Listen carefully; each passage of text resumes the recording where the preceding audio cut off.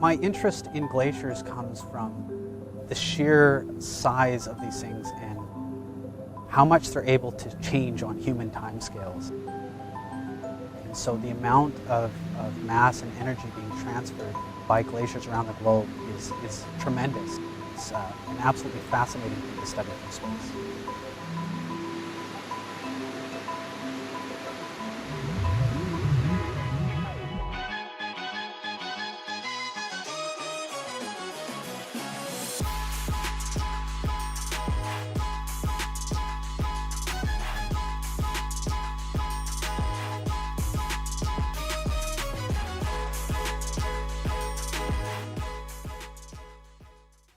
Mountain glaciers are some of the most charismatic parts of the cryosphere. Some might cling to the edges of cliffs at higher elevations, then lay bare and flat in a broad plain, looking cracked and weathered like elephant skin, before tumbling thousands of feet toward the sea and terminating in a dramatic calving front. They're like motion frozen in time, until they aren't. They tell a story about the distant past and yet are incredibly responsive to the present. You can understand why they'd be captivating to all of us, and especially cryospheric scientists. Meet Alex Gardner, a cryospheric scientist at NASA's Jet Propulsion Laboratory, who is going to help break down what a classic West Coast North American glacier might look like, where high amounts of snow dump onto the mountains. And at higher elevations, there's melt in summer, but not enough melt to get rid of all of that snow. And so that snow accumulates, it compacts, it turns into ice, and it starts to flow under its own weight, and it flows down the valleys. And as it flows down the valleys, it actually carves those valleys out, and it makes them deeper. And so it creates these beautiful fjords where the ice flows down, snakes out, and down to the ocean or to the lakes or further inland. And so that ice is flowing, it's moving. Alex uses satellite data to study large-scale changes in glacial ice.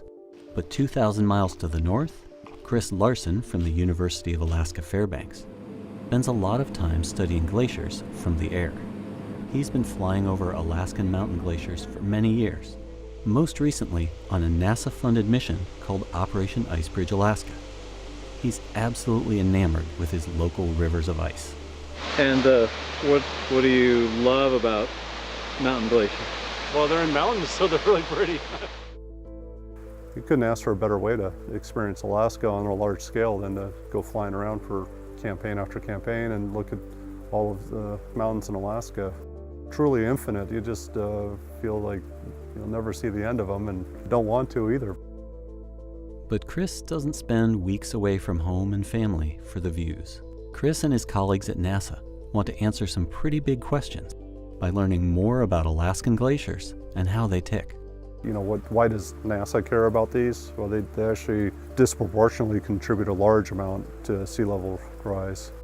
In the long run, as the Earth warms due to climate change, the big ice sheets and mighty outlet glaciers of Greenland and Antarctica stand to contribute the most to sea level rise, simply because the vast majority of the planet's ice is stored there.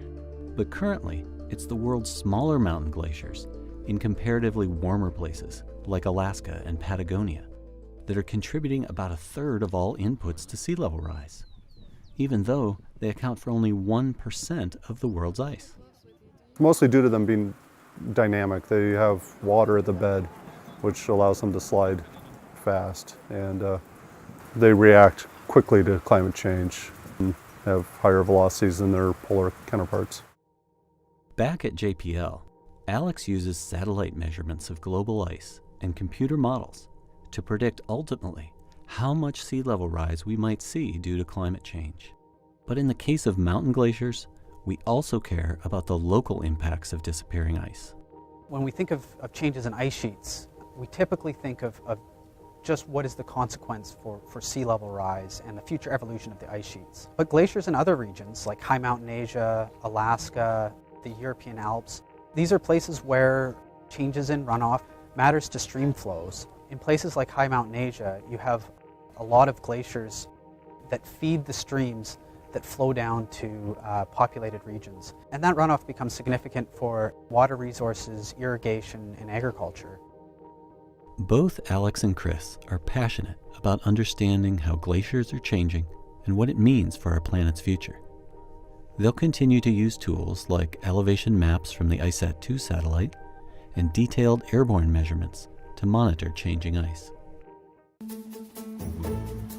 By the end of the tunnel, you're about 100 feet underground, and you're surrounded by bones sticking out of the wall from the steppe bison and the mastodons. There's sticks that are 40,000 years old. There's grass that's still green, that's tens of thousands of years old.